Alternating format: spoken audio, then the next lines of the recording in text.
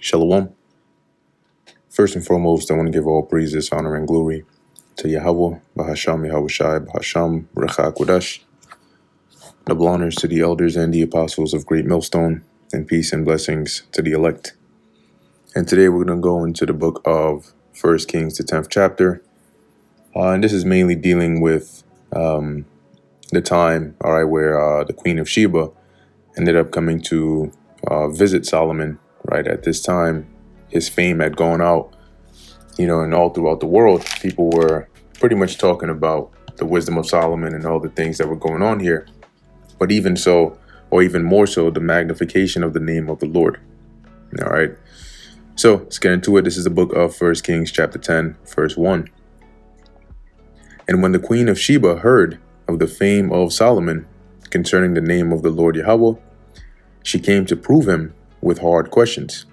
All right, when you go into the hard questions, basically like enigmatic sayings, things that are like riddles or very difficult, or at least thought of generally to be very difficult and hard to understand, dark sayings, these kinds of things, and even questions in general, to test and see if this if the rumors at this point in her perspective were true or not.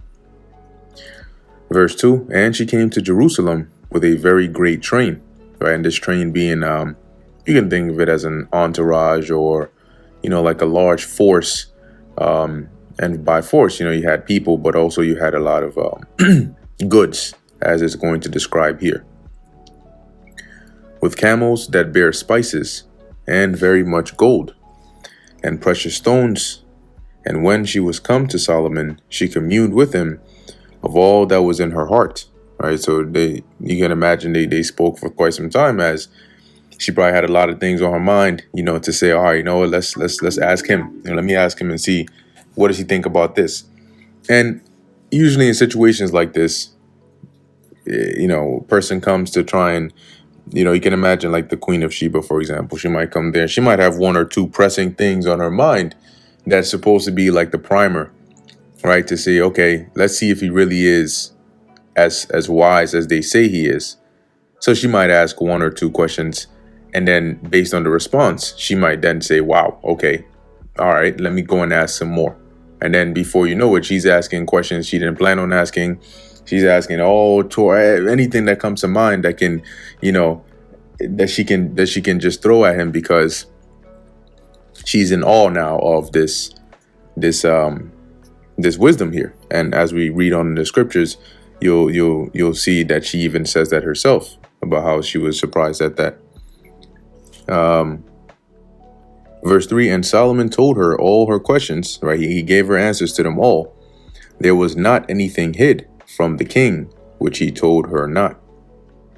And when the Queen of Sheba had seen all Solomon's wisdom and the house that he had built, so when she had heard, she had experienced it for herself, the wisdom of Solomon, right, and the house that he had built, right, the temple, and his own palace, and the meat of his table, and the sitting of his servants, right, the condition, how they were arrayed, right, where it is that they stayed, all of these things, and the attendance of his ministers, and their apparel, and his cupbearers, and his ascent by which he went up onto the house of the Lord Yahweh.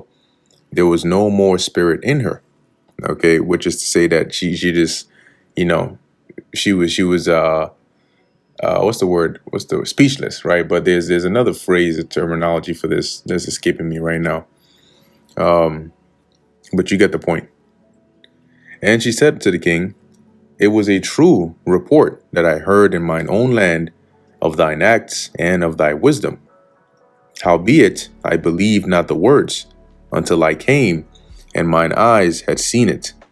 And behold, the half was not told me. Today you would say, like, I didn't even hear the half of it, right? Like this, what I heard didn't even come close to what this actually is.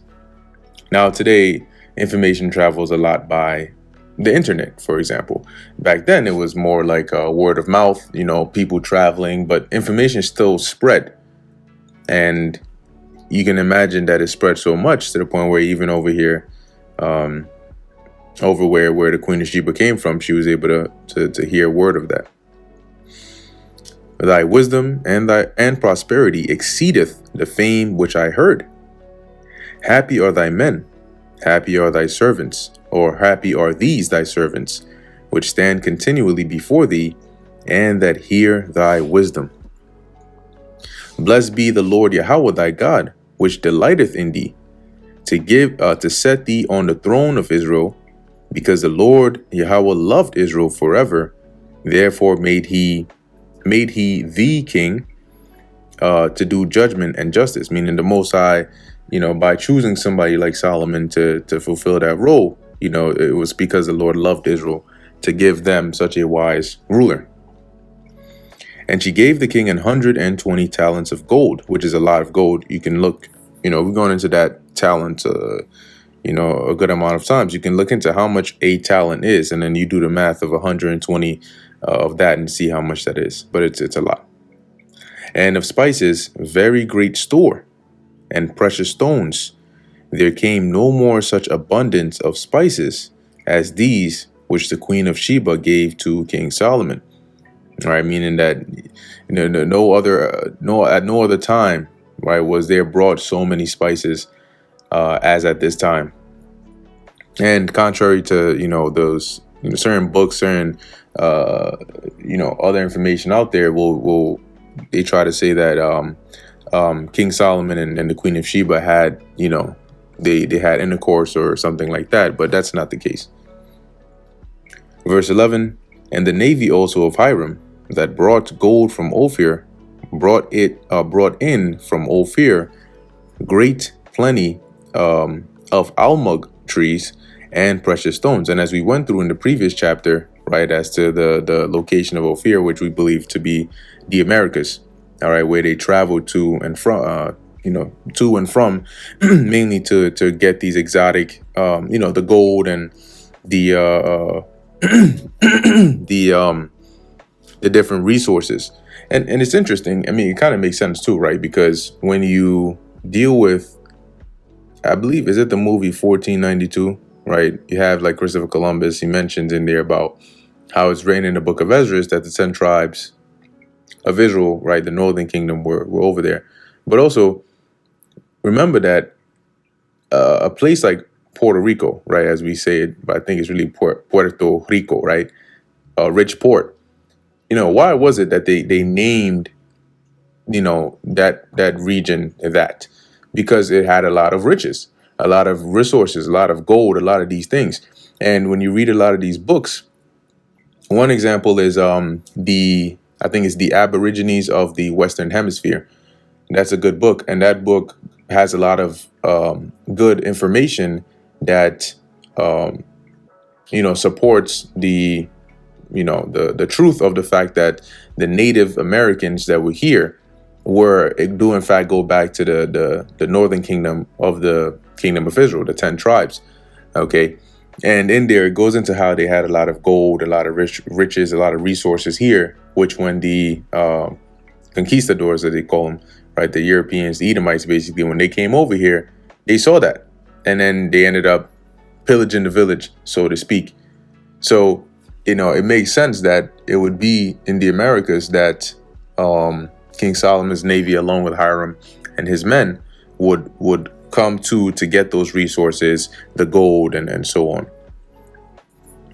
Anyway, it says, and the king made also, and verse 12, and the king made of the almug trees pillars for the house of the Lord Yahweh, and for the king's house harps also and psalteries for singers. There came no such almug trees, nor were seen on to this day. And King Solomon gave unto the Queen of Sheba all her desire, whatsoever she asked, beside that which Solomon gave her of his royal bounty.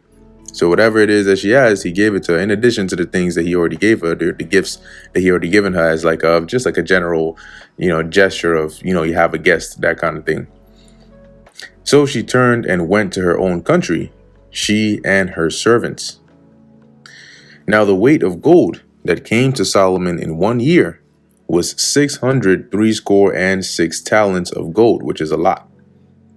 Beside that he had of the merchantmen, and of the traffic of the spice merchants, and of all the kings of Arabia, and of the governors of the country. Because not only was King Solomon king, but also the position, right? When you look geographically, the area in which Israel was a very good position to be in, because trade, right, and which that's what merchants do, right? They trade. In order for people in the south to access the goods coming from the north, they need to go through the middle point, the Levant, but more specifically where Israel is today. They call it, or in secular history, it was called Coal Syria. Likewise, in order for those at the north, like Syria, I think even the Hittites, right, which were, when you look at the Hittite Empire, is somewhere around the Asia Minor in there, or close, but it's north of Israel. So those, the Assyria, right, those regions, in order for them to get the resources from the south, where like Egypt is or Arabia is, they would need to go through Israel, right, to go up north.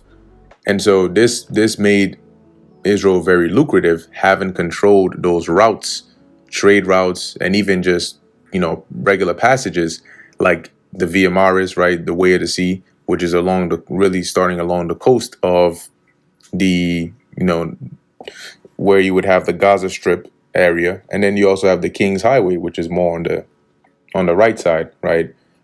So all in all, Israel controlling this territory put them in a very advantageous position.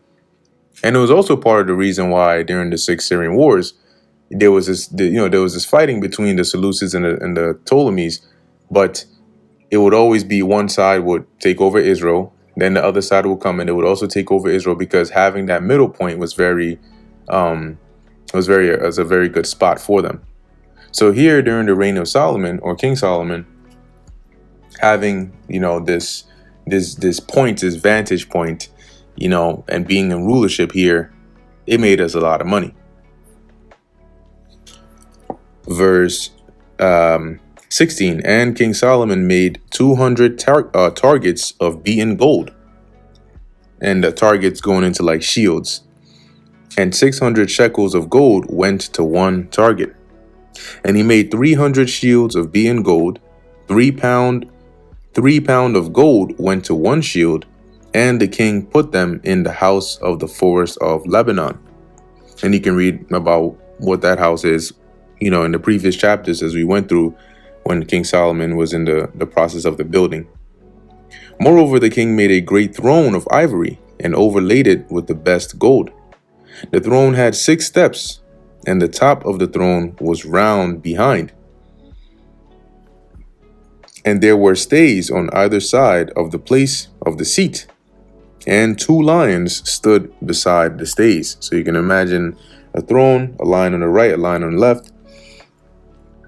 Verse 20, and 12 lions stood on the one side and on the other upon the 6 steps. There was not the like made in any kingdom. So you imagine there's 6 steps leading up to King Solomon's throne, and on each step, on the right side there's a lion, on the left side there's a lion, not an actual living lion, but a statue. And then you go up the first step, 2 lions, second step, 2 lions on each side, all the way up to the 6th step, which has 12 lions. Verse 21, and all King Solomon's drinking vessels were of gold, and all the vessels of the house of the forest of Lebanon were of pure gold. None were of silver.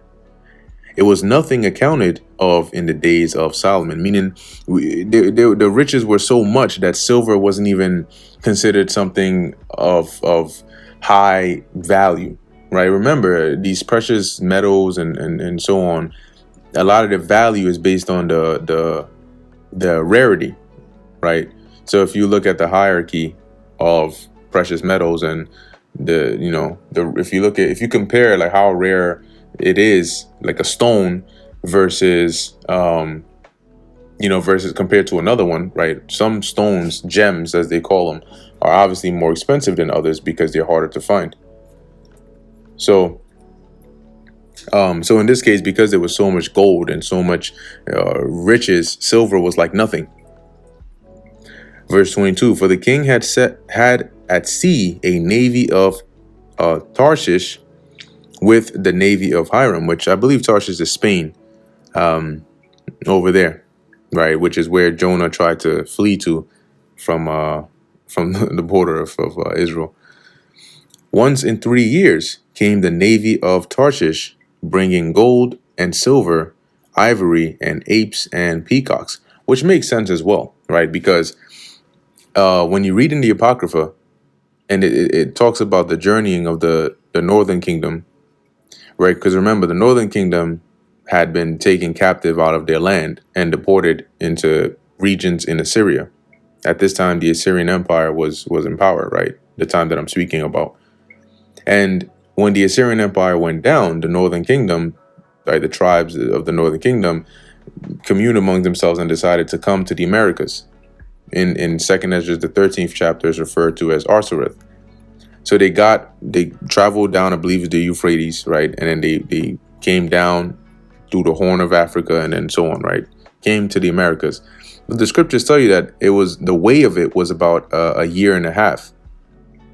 So going and right, we're seeing here that the gold and the silver and all of these, the peacocks and the apes, were from Ophir, which is America or the Americas, at this time, where Hiram and King Solomon's navy would be going to get these resources. So if it takes about a year and a half to get there, well, a round trip would make sense that it would be about 3 years, right? From when they set out, a year and a half to get there, they gather the resources, and then they come back a year and a half to get back. That would make sense for it to be about 3 years, like once in every 3 years. As it says, came the navy of Tarshish, bringing gold and silver, ivory and apes and peacocks. So King Solomon exceeded all the kings of the earth for riches and for wisdom. And all the earth sought to Solomon to hear his wisdom, which God had put in his heart. And they brought every man his present, vessels of silver and vessels of gold, and garments and armor and spices, horses and mules, a rate year by year. So there's a certain amount that they brought yearly. And Solomon gathered together chariots and horsemen, and he had 1,400 chariots and 12,000 horsemen, whom he bestowed in the cities for chariots, and with the king at Jerusalem. So some of the horsemen were, remember, there were certain cities that he had his horses and so on be at. So some of the horsemen would be there, and some were with the king at Jerusalem. Obviously, if any need arose, it would make sense that you would have some at Jerusalem there. And the king made silver to be in Jerusalem as stones, and cedars made he to be as the sycamore trees that are in the vale for abundance. Which means what I said before, right? Because there was so much of it, it was likened onto like how today you would be walking and you'll find a stone or a pebble. That's how common it was to find silver. Verse 28, and Solomon had horses brought out of Egypt and linen yarn. And the king's merchants received the linen yarn at a price. Right, so there's a certain trade, right, amount that they would basically accept those at. And a chariot came up and went out of Egypt for 600 shekels of silver, and a horse for 150. And so for all the kings of the Hittites and for the kings of Syria did they bring them out by their means. See, so the horses and chariots will come from Egypt, which is south. They would be received in Israel, and then be sold, or given, in this case, in a transactional way to those that needed it or wanted it in the northern parts, which is like Syria and, like it says, the Hittites and the Syrians that needed it. So going back to the example I was given, because of the position where Israel was, if the Egyptians had something they wanted to trade or sell, and it was going up to to Syria or any of those areas up there, it would have to go through Israel, which will make Israel like that hub, and also that would bring in a lot of wealth. So anyway, that brings us to the end of the book of 1 Kings, the 10th chapter. Lord willing, this is edifying to the elect. In closing, I want to give all praises, honor, and glory to Yahweh, Bahasham, Yahweh Shai, Bahasham, Recha Kudash. And until next time, Shalom.